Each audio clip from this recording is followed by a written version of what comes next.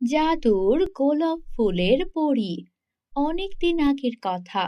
পরীরাজ্যে লাল পরী, নীল পরী, সাদা পরীদের মধ্যে হুট করে জন্ম নিল একটা মিষ্টি গোলাপ ফুলের পরী। তার পরনে ছিল গোলাপ ফুলের পোশাক, আর গা থেকে মিষ্টি গোলাপের ঘ্রাণ আসতো। তাই এই পরীকে দেখতে সব পরীরা ভিড় জমাতো। গোলাপ ফুলের পরী যেমন সুন্দর ছিল, তেমন মিষ্টি গান গাইতে পারত। তার গানের সুরে পুরো পরীরাজ্য মুখরিত হয়ে থাকত। একদিন রানী পরী গোলাপ ফুলের পরীকে ডেকে বলল, এই যে গোলাপ ফুলের পরী, তুমি যে এত মিষ্টি সুন্দর সুবাসের এত ঘ্রাণ চারদিকে ছড়িয়ে রাখো, আমার রাজমহলেও তো আসতে পারো। এত মিষ্টি ঘ্রাণ কোনো ফুলের মধ্যেও তো আমরা পাই না। শোনো না, আমার রাজকুমারকে তুমি বিয়ে করবে? আমার অনেক দিনের স্বপ্ন, তোমার মতো একটা মিষ্টি মেয়ে আমার পরীরাজ্যের রানী হবে। তখন গোলাপ ফুলের রাজকুমারী পরী বলে, না রানীমা, আমি এখন বিয়ে করতে চাই না। আমি ভালো করে জাদুবিদ্যা শিখতে চাই, যেন আমি মানুষের উপকার করতে পারি। বিয়ে করার সাথে সাথে এই রাজ্য সামলাতে হবে আমাকে। কিন্তু আমি যে গরিব দুঃখী অসহায় মানুষের পাশে থাকতে চাই। বিয়ের কথা আমি আরো পরে ভাববো। আপনি আমাকে সময় দিন। কি, তোমার এত বড় স্পর্ধা! রানী পরীকে তুমি এভাবে নিষেধ করছো? তোমাকে আমি এখনই তোমার এই পৃথিবীতেই পাঠিয়ে দেব, যেখানে তুমি সবাইকে সাহায্য করতে চাও। পৃথিবীটা এতটাও ভালো জায়গা নয়। তুমি এখন যদি এখান থেকে চলে যাও, তাহলে বুঝতে পারবে তুমি কি হারিয়েছো। তুমি যেখানে রানী পরী হয়ে সুখের আর সৌন্দর্যের একটা জীবন পেতে, আর তুমি এখন পাবে দারিদ্রতা, কষ্ট, দুঃখের একটা জীবন। কারণ গোলাপ ফুলের পরী হলেও পরীরাজ্য থেকে বেরিয়ে যাওয়া মাত্রই তোমার সব শক্তি চলে যাবে। রানী পরিমা, আপনি এভাবে কঠোর হবেন না। আমি আপনার ছেলেকে বিয়ে করতে রাজি আছি, কিন্তু এখন নয়। আমাকে সময় দিন। আমি নিজেকে আরো বেশি বিকশিত করতে চাই। এখনই বিয়ে করার জন্য আমি প্রস্তুত নই। হয়েছে, থামো। তোমার আর কোনো কথা শুনতে চাই না। প্রহরীরা, এই বেয়াদব পরীটাকে পরীরাজ্য থেকে বাইরে বের করে দাও। তারপর গোলাপ ফুলের পরীকে সবাই মিলে পরীরাজ্য থেকে বাইরে ছুড়ে দিল। পরীরাজ্য থেকে গোলাপ ফুলের পরীকে তাড়িয়ে দেওয়ার পর পরীরাজ্যের সকল বাগানের ফুলগুলো নিমিষে চুপসে গেল। আর কোনো বাগানে ফুল ফোটে না, আর পাখিরা গান গায় না। ফুলে ফুলে প্রজাপতিও উড়ে বেড়ায় না। পুরো পরীরাজ্য যেন শোকের মাতম বয়ে গেল।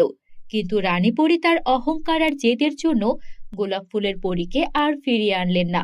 পরে পরীরাজ্য এভাবেই থাকতে শুরু করলো।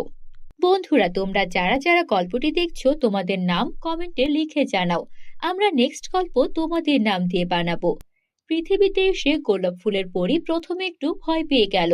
কেননা যেখানে পরীরাজ্যে চারদিকে ছিল সোনার প্রাসাদ, সুন্দর সুন্দর সরোবর, বড় বড় ফুলের বাগান আর সুন্দর সবকিছু, সেখানে পৃথিবী জীর্ণ শীর্ণ ধুলায় পরিপূর্ণ। কোথাও কোনো সুখ শান্তি নেই। সবাই শুধু কান্নাকাটি, অভাব আর আহাজারি করছে। অসহায় বৃদ্ধ মানুষগুলো ঠিকমতো খেতে পাচ্ছে না। এসব দেখে গোলাপ ফুলের পরীর ভীষণ কষ্ট হলো। তখন বলল, আহারে, এখন যদি আমার জাদু শক্তি থাকতো, তাহলে আমি এই মানুষগুলোকে সুস্থ করে দিতে পারতাম, তাদের পাশে দাঁড়াতে পারতাম। এই জন্যই তো আমি রানী পরিমাকে বলেছিলাম আমাকে একটু সময় দিতে, যেন আমি প্রতিষ্ঠিত হতে পারি নিজের মতো করে, নিজের জাদুবিদ্যা শিখে। তারপর আমি বিয়ে করলেও আমার পরিরাজ্য যেমন সামলাতে পারতাম, এই পৃথিবী রাজ্যটাও সামলাতে পারতাম। কিন্তু রানী পরি আমার কথা বুঝতেই চাইলেন না। যাই হোক, আমাকে এভাবে থেমে গেলে চলবে না। আমাকে সবার ভালোর জন্য কিছু না কিছু করতেই হবে। আমি তো ফুলের পরী, আমার মধ্যে কিছু না কিছু গুণ তো থাকবেই। আমি বরং এখানেই এই জঙ্গলে ফুলের চাষ শুরু করি। তারপর গোলাপ ফুলের পরী জঙ্গলের পতিত জমিতে কিছু গোলাপের বীজ এনে বুনে দিল। আর সেখানে খুব সুন্দর একটা গোলাপ ফুলের বাগান হয়ে গেল। আর পুরো বাগানে সুন্দর সুন্দর প্রজাপতি আর সুন্দর সুন্দর পাখিরা এসে এসে বেড়াতে লাগলো। এত সুন্দর গোলাপ ফুলের বাগান দেখে পৃথিবীর সবাই অবাক হয়ে গেল। আর সবাই গোলাপ ফুলের পরীকে জিজ্ঞেস করতে লাগলো, কে তুমি মা? কোথা থেকে এসেছো? এই জঙ্গলে তো আগে কখনো কোনো ফুলের গাছ হতে দেখিনি। হঠাৎ করে এত বড় গোলাপের বাগান হয়ে গেল। তুমি এখানেই থাকো বুঝি? হ্যাঁ বুড়িমা, আমি এই গোলাপের বাগানে গোলাপের চাষ করেছি। এগুলো বিক্রি করব, আর আপনাদের যার যা প্রয়োজন আপনাদের সব অভাব দূর করে দেব। তুমি আমাদের জন্য এত কষ্ট কেন করবে? তোমার বাবা মা কোথায়?